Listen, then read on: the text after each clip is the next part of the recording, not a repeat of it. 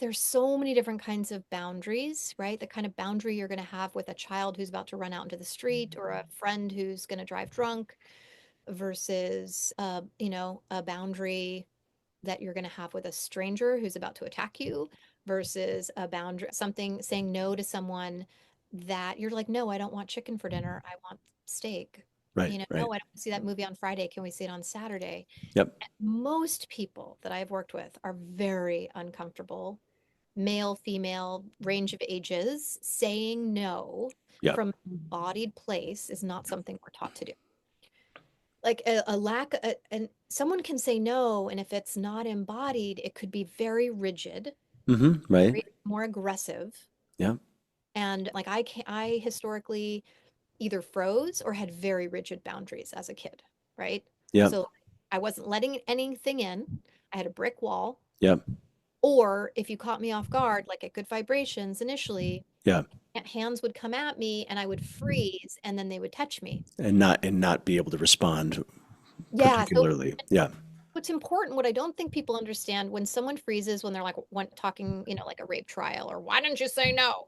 Yeah. And like, because when you freeze, your vocal cords even freeze, like your capacity to speak, it's almost like you're trapped and you're like Yeah, inside. yeah. Totally.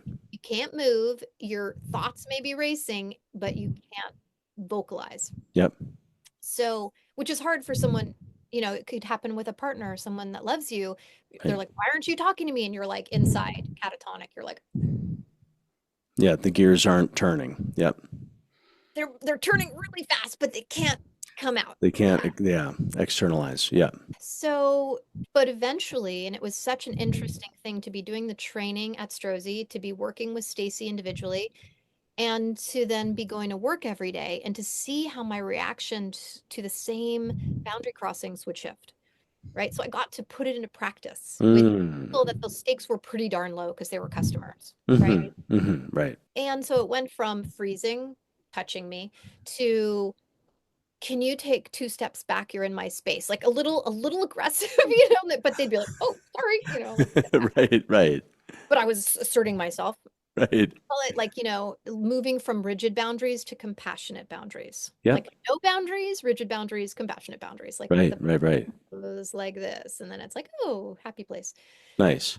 To eventually I could see it's like those martial arts based practices would help slow time down. In movies where they can see where the punch is coming and they move out of the way, Yeah. that's totally how it works.